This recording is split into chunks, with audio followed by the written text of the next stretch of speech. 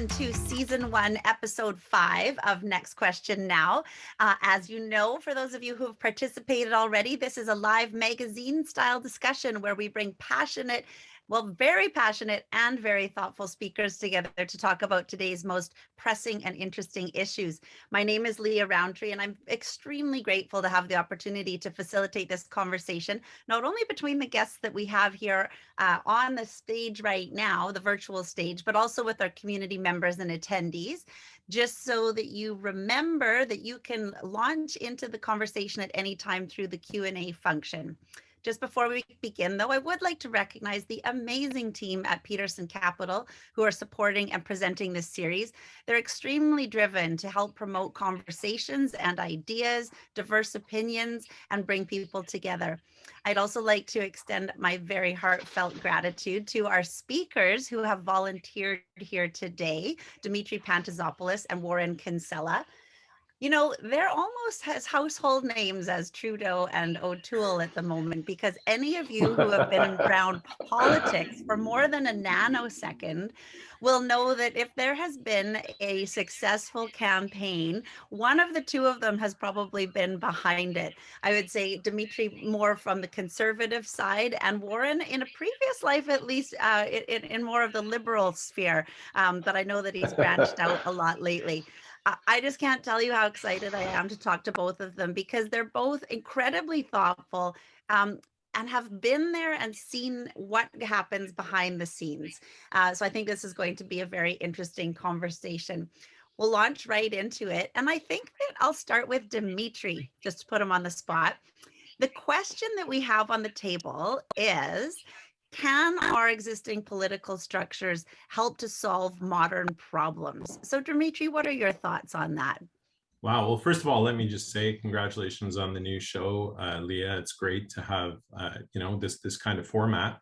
And I'm really excited about doing this and excited to be here today. And frankly, you say we're passionate and thoughtful. I guess that makes me passionate because I'm not thoughtful, and that would be more thoughtful in this No, fat chance of that. But I'm not thoughtful either.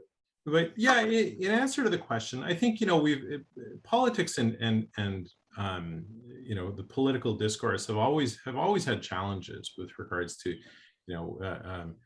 whether it's negative campaigning or whether it's people feeling disconnected and the rise of things like populist movement and sentiment and so forth. And somehow we always manage to adapt. I think we're at a very unique time right now. I've been in politics, and I know Warren has as well, since the days of the fax machine. And it would take us all night to send out a fax to 300 and whatever it was candidates, 290 something. I think it was 295 when I started, if I'm not mistaken. It would take all night to send one single page fax to 295 people. Now we can respond to thousands of people, potentially even millions in a second, in a nanosecond. So the speed and pace of things have increased. And frankly, some of that, I think we've sacrificed some of the thought. And the pace at which we react to things becomes more important than the thought that we often put into what we're saying. So the answer is yes, and the short answer is yes. But the longer answer is, I think we actually do need to consider how we do that. So what do you see, just before we jump to Warren, what do you see are the modern problems that we might be experiencing some challenges with right now, that say over the last few election cycles we just don't seem to be getting ahead of? Wow, I think that's a really long question. I think that one of the biggest challenges I think we have right now is the greatest opportunity as well. It's this instant medium of communication, particularly through Twitter and other social media as well. But I pick on Twitter because I actually think it is the most toxic social media out there. Facebook, you interact with your friends. Twitter, you react to your enemies constantly. And I think there needs to be some toning down. And I'm a huge believer in free speech, by the way, and hopefully we get into some of that. But I do think that some of the response that we see lacks. It's more bluster and less input, less constructive, shall we say, dialogue. Thank you. Well, Warren, let's jump over to you. How would you answer the question about our modern political structures? And feel free to jump into, like special interest groups, the way that we actually have, some of the campaigns structured, and the way that even our parties are structured. I guess I'm going to give you a lawyer's answer. It depends, because I agree with everything that Dimitri said. Like on the one hand, we have extraordinary election years, like 2008 and 2012. So the guy behind me, Obama, figured out a way to reverse declining vote rates in the United States, particularly among young people. And he did that. If you look at the Yale studies that were done on the vote of young people, what attracted them was, in his case, was that he wasn't really part of a party establishment. Young people didn't like excessive partisanship, and they'd moved away from that, and they embraced a candidate who they felt was outside that system. So you have good years like that, and then you have other years where it doesn't seem to be working. And I certainly agree with Dimitri that one symptom of bad years, bad election cycles, and lack of participation in democracy is been amplified by social media. Social media on the one hand has enabled people to be their own publishing presses, printing presses, and have their words and their ideas and their creativity reach potentially millions of people, and it's wonderful in that way. But it also, some people can be terrible on it and say terrible, destructive things. And in the people that Dimitri and I work with and for in politics have become particular targets of that. And the vast majority of them, whatever their partisan stripe is, they are most in the country. And social media has become it's just like a shooting gallery for some of them. So, that's an example of a period in which things are not so good. So it really does depend. There are some years where democratic institutions are working and other years where it is not. I guess on that topic, I start to think the obvious one is polarization. It strikes me that polarization is at an all-time high. Although if I really think backwards, I'm sure that there was polarization during the Civil War in the United States. I'm sure there was polarization in terms of who was going to join the First and Second World Wars. There's been polarization over lots of things, but it feels worse. Does it just feel worse because of social media, or are we really having troubles working together, coming to, creating compromise and actually pushing good things forward? I'll jump in on that. I believe that politics was always polarized, and it's a feature, not a flaw. And there's a reason why in the House of Commons the members of Parliament sit 2 sword lengths apart, whether that was symbolic or actual. That was what happened in U.S. politics. There were duels at one point in history, and it wasn't infrequent either. So the nature of politics is conflict. The problem is that, and I think I'd modify a little bit what I said, and I think what Warren said, which is that a campaign or politics working or not working is not so much a function of how much conflict there is, but rather whether or not anything is actually being discussed. If there's any actual shift or discussion of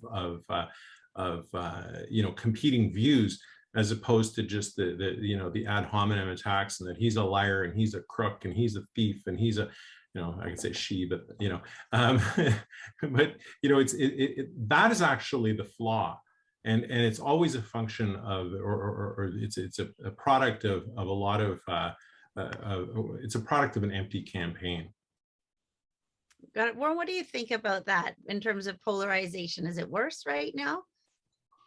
Yeah, but I'm kind of a cynical guy, and the kind of the theme of the week has been these protests that have been following around Prime Minister Trudeau are terrible, and we've never seen anything this awful before, and that's just not true. I know the media wish to write that, but it is not so. And political representatives, particularly when they've been there for a few years, always meet up with protests. I remember when I worked for Prime Minister Chrétien before he became prime minister, and there was a protest about Prime Minister Mulroney had 40,000 farmers on Parliament Hill, some of them carrying around nooses. So like this notion that this is new and novel is just not so. Is it different? Yes, it is different. I believe these people are quite organized, and they're using the thing that Dimitri and I were talking about just a minute ago. They're very adept at using social media to organize themselves for the purposes of these demonstrations they're doing.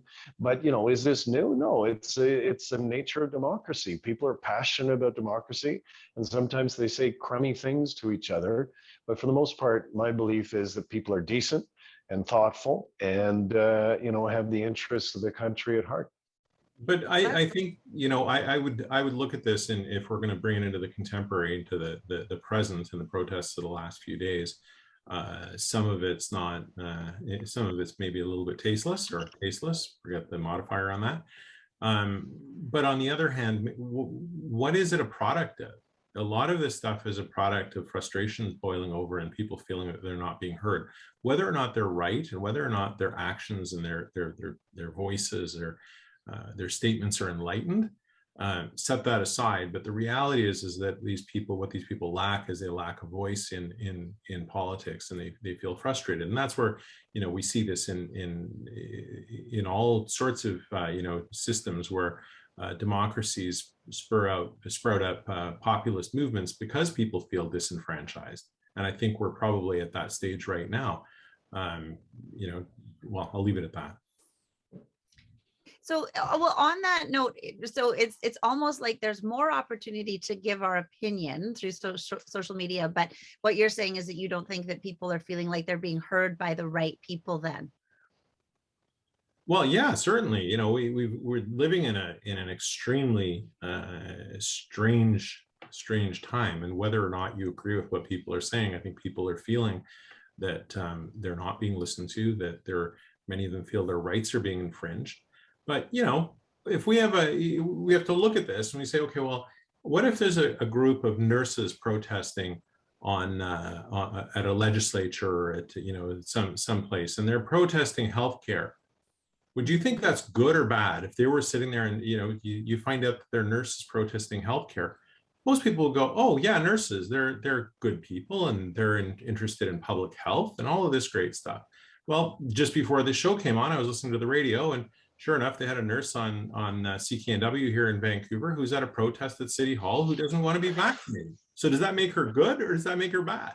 Mm-hmm. Right? The fact is that she's sitting here as somebody who understands something about this, and maybe not a lot, maybe a lot, but she feels as though for whatever reason that she has a right to not be vaccinated for good reason or bad. And so she shows up to this.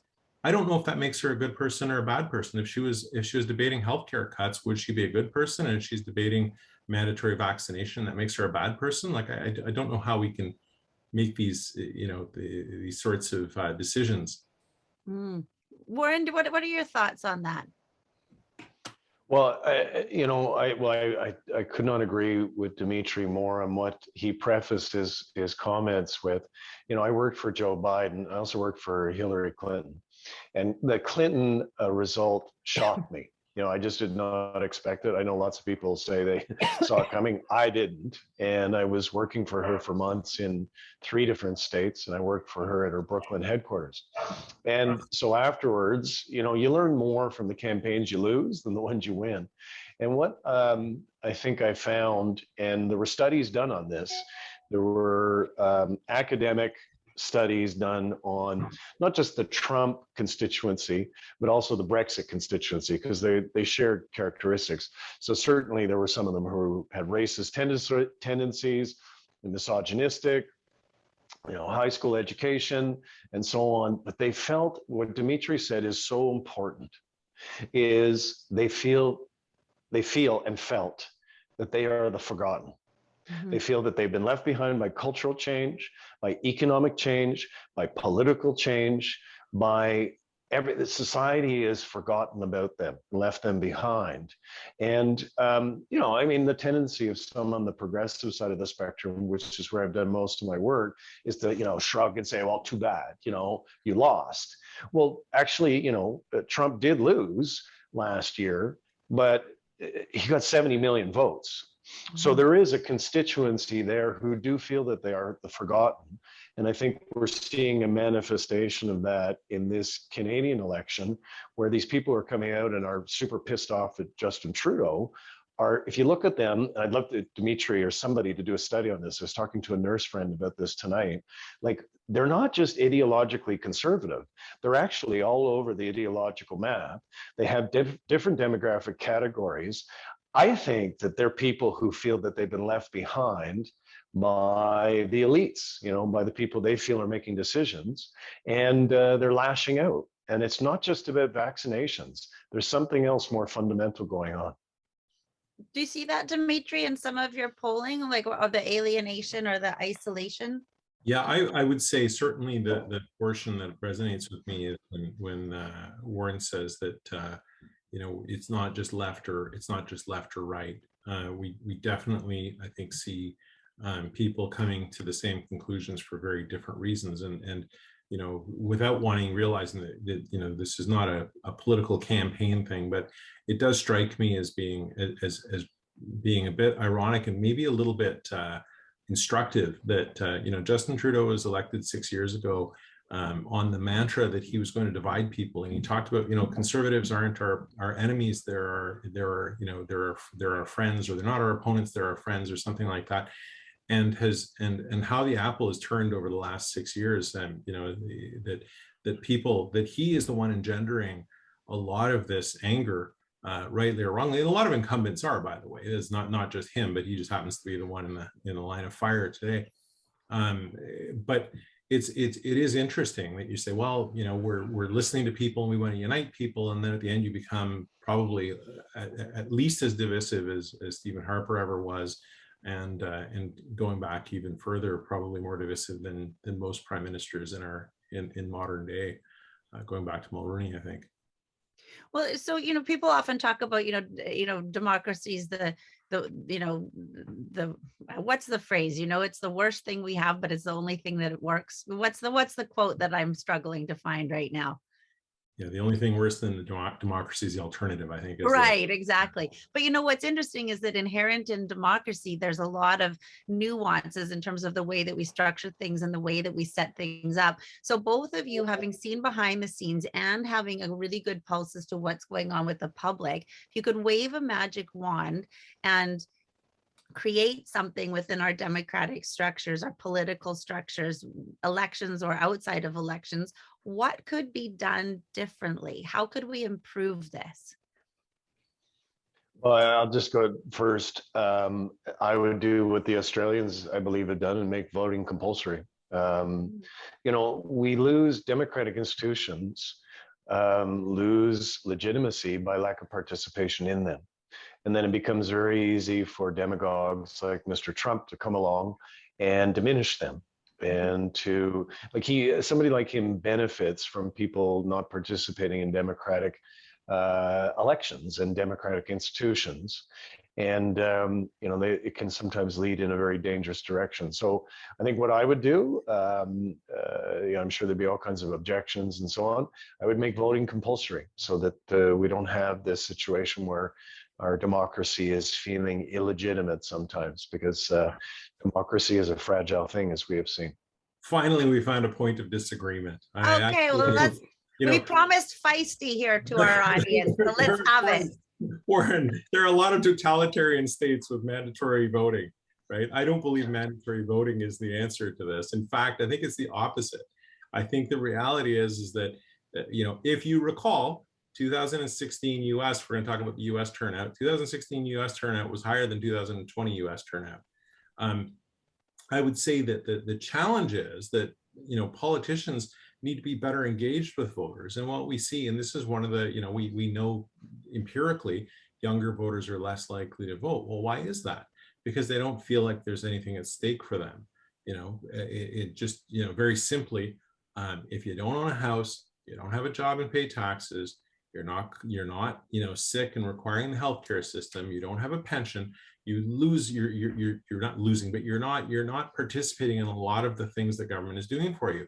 But it's about making politics relevant to those people that actually will increase voter engagement and improve outcomes. And that's frankly, I think the challenge in our system is not that we force people, but that we try to be relevant to people. And where especially people on the left have been successful, like Obama, was by engaging these people and demonstrating them right behind war and hope, right? And saying to these people the young people who felt like they didn't have hope, that here's hope, and actually giving them a reason to come out and vote.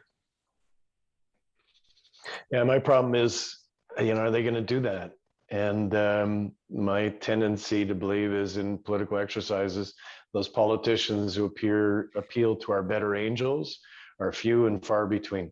And, asking them to change their behavior, particularly in the social media era, I think it's going to be pretty tough. Excellent. I've got a few questions. I've got a few questions coming in from the audience, which actually this segue perfectly into. So the first one, just on the nature of the politicians. So it is a dog eat dog world out there in terms of how much your personal life, how exposed you are as a public figure.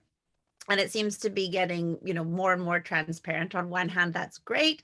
On the other hand, is it dissuading people more from getting involved in politics? And are there some of these, people that you're saying you'd like to hear more of, the ones that are, forward thinking and leading and being optimistic? Are we just turning people away from politics more than ever, than we have before? Yes. Yeah, probably. But I mean, Dimitri's a nice guy. I'm not a nice guy. And so what I did is I ran war rooms. And I do not believe that it is negative to critically focus on the public record, not the private life, the public record of somebody seeking high public office. So the expenditures they made, the votes and the quotes that they had, those things are legitimate and proper, and in fact, an important part of democracy. And I know there's a lot of people in the media say that's negative politics because they want to reserve negative coverage of campaigns to themselves. But the fact is that is a right and proper part of democracy. We are entitled to be highly critical of people seeking high public office. I'm not interested in their personal lives, and neither are the voting public, but I'll defend the importance of doing that in a democracy because we have to do that. I would agree with that. But I'm not sure that was exactly like, I think that you were answering a yes to Leah's question, Warren, in that you talk about the legitimate record and actions of a given person seeking elective office. I think the greater challenge is that it goes far beyond that into questions, rumors, allegations of all sorts of personal things, some of which may be distasteful to you, but don't represent anything that's relevant necessarily to the public. And I would just say, for example, a politician having an extramarital affair may be distasteful, but does that actually have relevance to that person's ability to be a representative? Maybe not, but how far down that road would you actually go? I think the greater problem is when you talk to people that want to run for elective office, I think there are two or three main obstacles that they face. The first one is I don't want my entire personal life to be dragged into the mud and expose my family and myself to that. Number two, I'm at a stage of my career where I need to earn an income and provide for my family and be around for my family, and I can't do that as an MLA or an MP. And some of these folks make, to the average person, a lot of money, but given to their own personal circumstance, actually make more money than what they would make, and therefore we're because of for reasons of income and the sacrifice of income, people aren't coming in. They're not coming in for reasons of their own personal situation. And frankly, number three is the powerlessness of a lot of these elected officials, that you get to be a backbencher and, you know, stand and sit like a trained seal when the whip wants you to. So on that note, then, so there's the structure of the nominations is, I guess, just before I move on to the next question, there was also the issue recently where the Liberals were accused of misrepresenting what O'Toole said about healthcare in a video. So that's like clearly across the line, I guess, right, Warren, with what you're saying in terms of like looking at what the public record is, and I think they've been taken to task on that. Yeah, sure. But, you know, politicians exaggerate and misstate things all the time.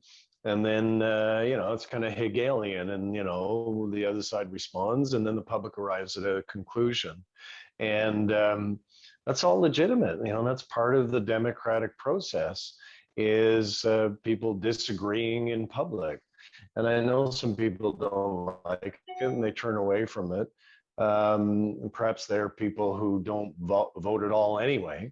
But you know, I like having a robust debate, and so, you know, I think the Liberals are entitled to be critical of what they suggest is the public record of Aaron O'Toole, and vice versa. He should do that, and Jagmeet Singh, and so on. And but the thing about the so-called negative stuff that I've been doing for many years is it has to be true. Right? Because at the end of the day, it's subjected to a greater degree of scrutiny by the media than anything else that you say politically. So if you say, for example, you know, is this the face of a prime minister in a 30-second spot during the 1993 election campaign, you better be prepared for the answer to be yes. Yes, that is the face of a prime minister. And we're going to reward that suggestion you've made by reducing you to 2 seats. So there has to be an essential truth at the center of the, you know, the critical statements you make. But do political parties, you know, exaggerate and kind of obfuscate all the time? Sure, they do, and that's how it's always going to be. I'll jump in on Yeah, jump in if you don't mind. So I think the response to what you were saying, Leah, is that, you know, there is no place in politics for that kind of, like, you know, choosing every third word and putting it on a record and playing the record backwards and hearing, you know, Aaron O'Toole is Satan. When you do that, that was like so over the line and so comical that, you know, of course it backfired, as it should have. And I think, you know, the question of and, you know, Warren and I are old enough to remember this, but the question of, is this the face of a prime minister? I actually think the answer to that wasn't yes or no. The answer was actually, does it make a difference? Is this actually relevant to the campaign as to what his, you know, what this man's, you know, facial appearance was, and is this actually, are these the actions of an incumbent government that actually has a record that they should be defending, and that sort of thing. And I think that was really the reaction, is that people were so disgusted at that, they were already in a negative mind frame, and they thought, if this is all you've got, then, you know, we don't need you. Well, the next question is around trust then. So there's sort of trust around, you know, sort of what the parties are presenting, but there's the age old question of, do you trust your politicians? And I'm curious to know, both of you are probably fairly familiar with what the current general level of trust is that people have with their politicians. It seems really low to me, but that's an anecdotal observation. Is it lower right now than it has been historically, or is there just sort of like a benchmark of politicians are always in the same bandwidth? I'll answer that question. Go ahead, Warren. I don't have data to base my view upon, but you know, I think that's a constant. It's a reality all the time, and that's why in the war rooms that I run, the young people who work for me, I say, you know, yelling scandal all the time or calling somebody a liar is a waste of time, because they have a tendency to think that all of us in politics are liars. And they, you know, they've heard the scandal and the corruption allegations so many times that it's, you know, the boy and girls who have cried wolf. So they tune it out. and they only pay attention, when somebody's in an orange pantsuit and led away in handcuffs. So, what really matters is not that kind of scandal, ugly stuff, but the meaty stuff where people can have a robust debate. What is Aaron O'Toole's position on healthcare? What is Justin Trudeau's real position on equality for women, which has been a hot issue for him in the past 48 hours? So are you going to find people who distrust politicians? For sure. Is it worse than it used to be? I don't think so. I think we just hear from them more because of the social media thing that we talked about a few minutes ago. Yeah, I think throughout my lifetime, everyone's talked about politicians and used car salesmen being on roughly the same tier. The challenge, though, at this day and age is that the quality of used cars has improved so much. The reliability has improved so much. So it's not that politicians have gone down, it's that used car salesmen have come up in relative to that. But the question, I would agree with Warren that the base assumption the public has is a politician that they tend to view as their opponent, and this is the public viewing a politician as an opponent, they tend to view as in a negative light, will ascribe negative values to as in being dishonest and so forth. Is that true? Yes. Is it true more of one than the other? Sometimes.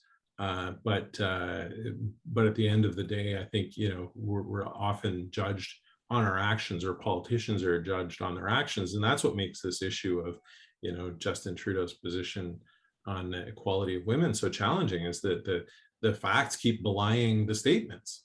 And we're finally at a stage 6 years into this, to his career, where, the accumulation of firings and ignoring issues and so forth make it almost laughable that he would make these kinds of comments or make the assertion and expect people to believe that.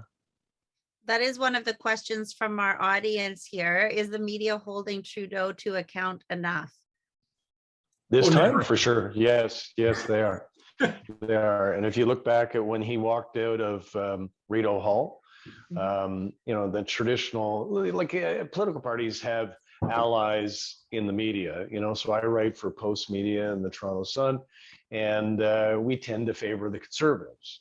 When the Toronto Star and the CBC tend to favor the Liberals, big deal, right? It all balances out. People are smart enough to figure out those differences.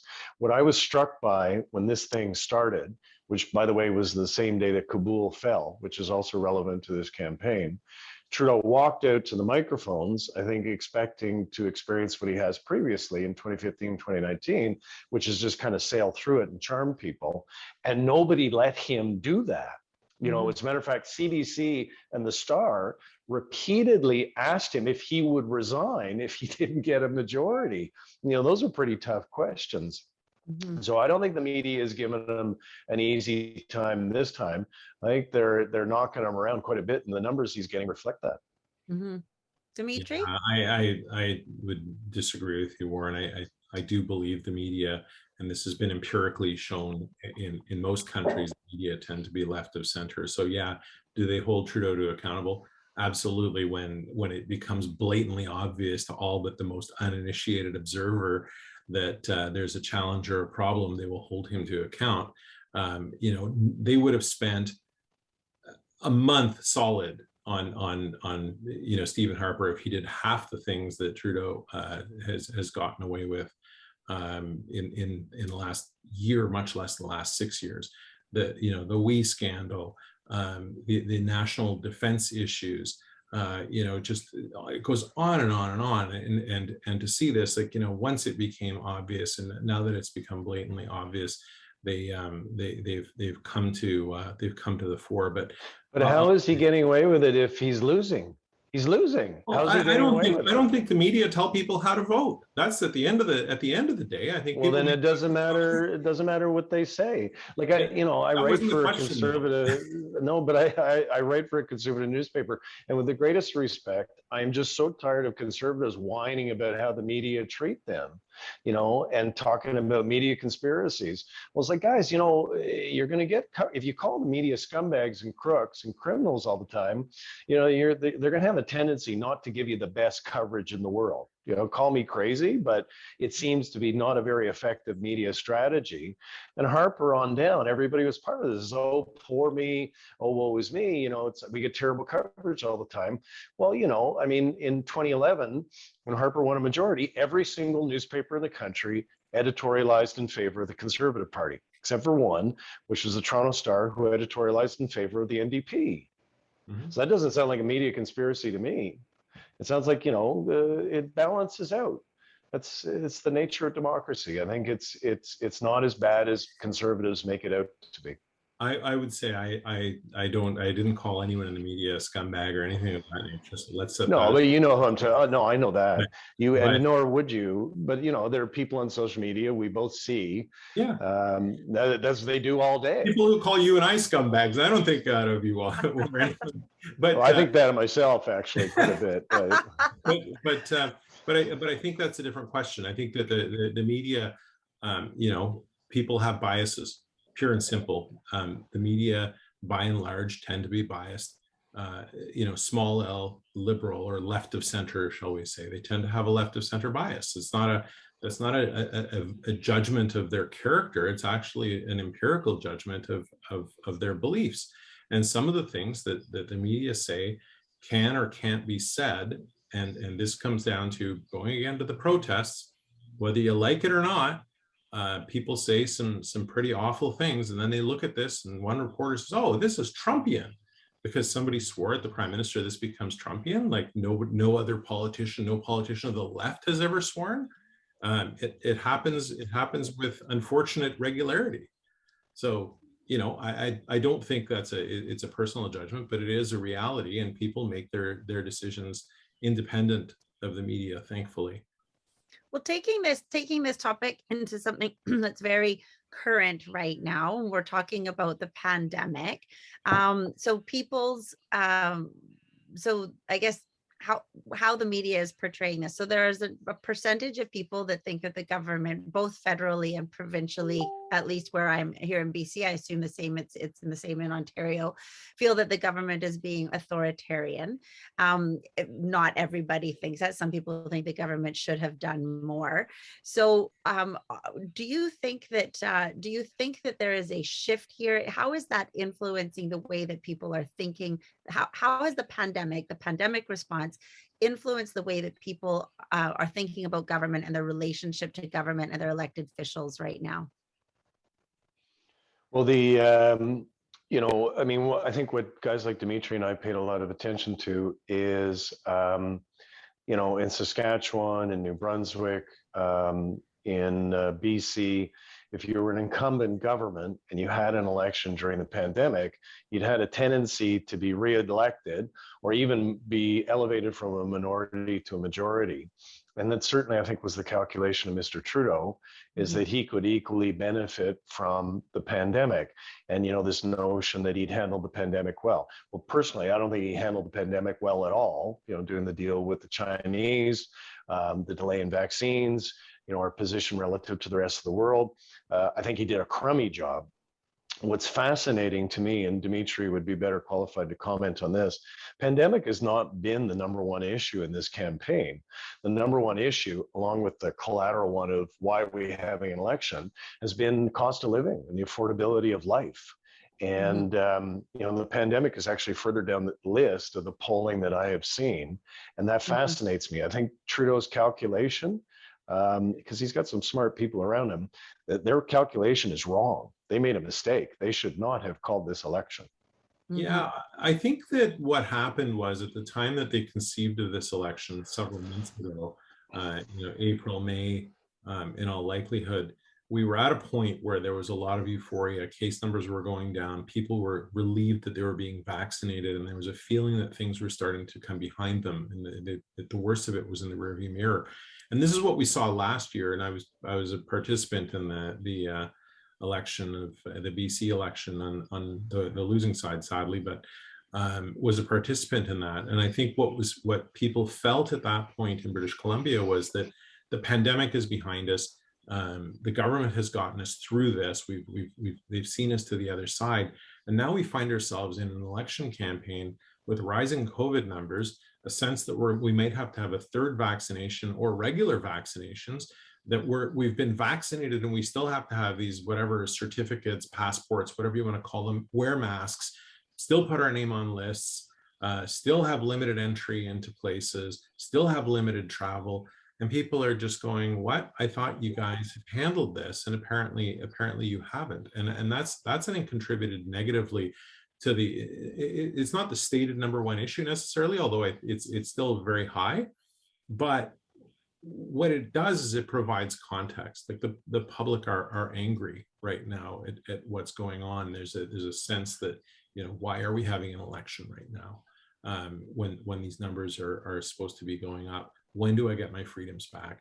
All of these sorts of things. And so they're not getting the free ride that had happened last year. I suspect if John Horgan was running for re-election this year, he'd have a very different outcome. Well, thank you for that. And I think it's interesting. The last question, I think, is a perfect one to end on, sort of stemming from that. And that is that we've seen, the free market, the private companies having an incredibly quick sort of scientific response to the pandemic through vaccines and whatnot. And the actual development of the vaccines was the easy part. The part where it got flubbed was when the government got involved in terms of the distribution. Are people looking more towards now, less political involvement and perhaps more looking to the private sector than to solve some of these bigger problems? The pandemic, of course, being one, climate change, you name it, in terms of the big challenging issues that we're facing that are longer than the election cycle. I'll leave that on a controversial note and say this, that, you're half right, I think, in what you're saying there. The reality is that the government of the US was integrally involved by de-risking the development of the vaccine and offering to buy all the Pfizer vaccine and offering to pay for the development of vaccine by many of the companies, and Trump's Operation Warp Speed, which he was ridiculed for, but which actually produced a vaccination at a record speed that we've never ever seen before in human history. The problem is when the government tries to solve problems by controlling people's lives. And this is, I think, where we're ultimately running into the challenges right now. Mm-hmm. Warren, last comment. Yeah, I totally disagree with that. At the outset of the pandemic, I think everybody recognized that there was a right and proper role for government. Government had to be the coordinating body for the acquisition and the distribution of vaccines, masking, social distancing, communications, and so on. So everybody agreed with that. That's why you saw governments of all different political stripes being reelected. What happened then is this thing ground on, in my opinion, is communications got confused and it got clouded and contradictory. And you had experts, you had political people disagreeing with each other all the time in public. Like AstraZeneca, which I've got coursing through my body, it went from everybody should get this to we're withdrawing it from the market to we're putting it back on the market to we're taking it off the market. Like literally, that was just one drug. So I think about a year into it, I agree with one part of what Dimitri said, is that governments had a tendency to lose people. And I think we're going to have a harder time seeking re-election. And that's exactly what's happening to Mr. Trudeau right now, is that goodwill that he possessed at the outset, he possesses no longer. Right. Sadly, Warren, I don't think we disagreed on anything there, maybe in the framing of how we expressed it. Well, there we go. We've been successful, at least, in bringing two people a little closer together. And that is really what we're about, is elevating conversations and putting forth some good ideas. Just want to say thank you again so much to both of you for taking the time to do this. We realized, of course, that the leadership debate, the first one, was actually happening while we were recording. I would say that there's been far more interest in what the two of you had to say than what the leaders had to say on the stage. Again, just appreciate so much your time. Hope that all of you will follow us on our communities, YouTube, Facebook, Instagram, and LinkedIn. Thank you very much to both of you, and excited to follow up and talk to you again. Cheers. Thanks, guys. Bye-bye. Thank you.